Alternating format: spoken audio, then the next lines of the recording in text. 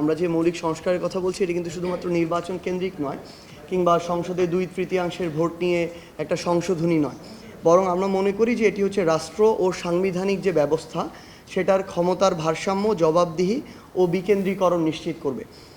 আমরা এই মৌলিক সংস্কারের মূল কিছু উপাদান নিয়ে আমাদের জায়গা থেকে কথা বলেছি। আমাদের এই যে শাসন ব্যবস্থায় ফ্যাসিবাদী বা স্বৈরাচারী যে প্রবণতাটা, এই প্রবণতার যে উপকরণগুলো চিহ্নিত করতে হবে।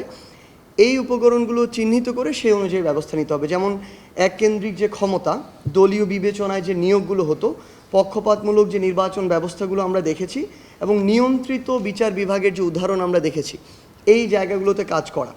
এরপরে আমরা আমাদের জায়গায় বলেছি যে গণতান্ত্রিক রীতি ও প্রক্রিয়ার পুনঃপ্রতিষ্ঠা করাটা গুরুত্বপূর্ণ, যেখানে জনগণের ভোট, মতামত এবং অংশগ্রহণটা এই সার্বিক নীতি নির্ধারণের মূল ভিত্তি হবে।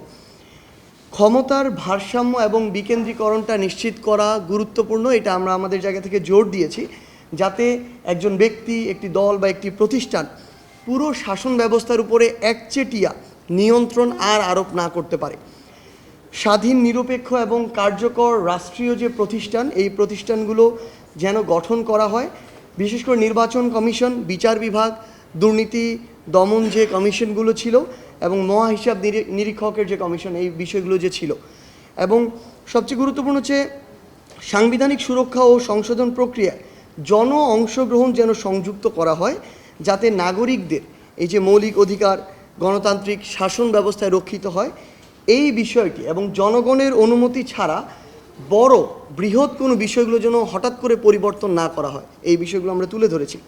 আমাদের মৌলিক সংস্কার প্রস্তাবের গুরুত্বপূর্ণ বিষয়গুলো যদি আমি একদম বাই নেমে সামারি করি: সাংবিধানিক ব্যবস্থা, প্রধানমন্ত্রীর ক্ষমতার ভারসাম্য, স্বাধীন ও শক্তিশালী নির্বাচন কমিশন, সংবিধান সংশোধনের ক্ষেত্রে গণভোটের বিধান, যে গুরুত্বপূর্ণ বিষয়গুলো যদি থাকে সেক্ষেত্রে বিচার বিভাগের স্বাধীনতা, সাংবিধানিক পদে নিয়োগ,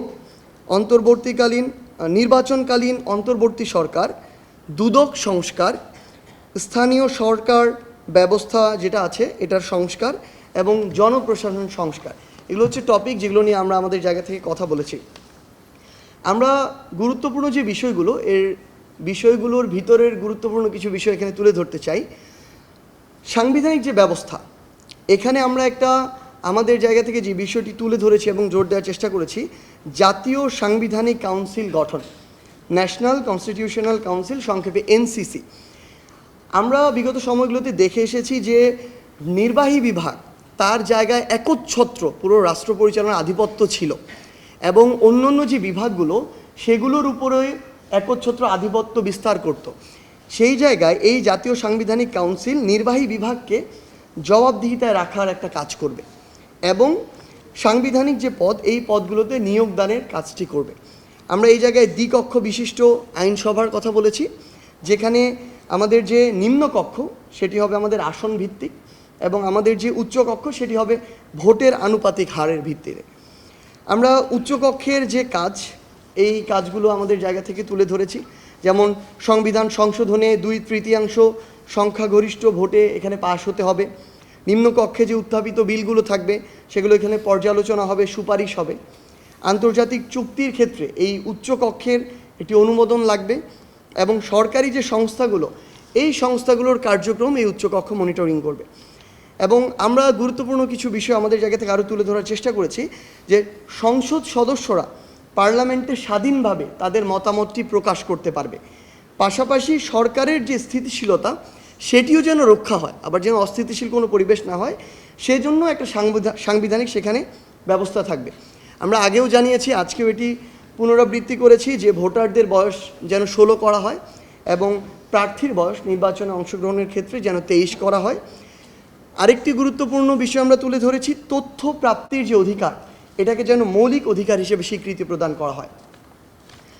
নারীর ক্ষমতায়নের ক্ষেত্রে এবং প্রতিনিধি বৃদ্ধির ক্ষেত্রে আমরা সরাসরি 100 আসনে নারী সংসদ সদস্যের কথা বলেছি, এবং সংবিধান সংশোধনে যে গণভোট, এখানে আমরা একটা বিষয় তুলে ধরেছি।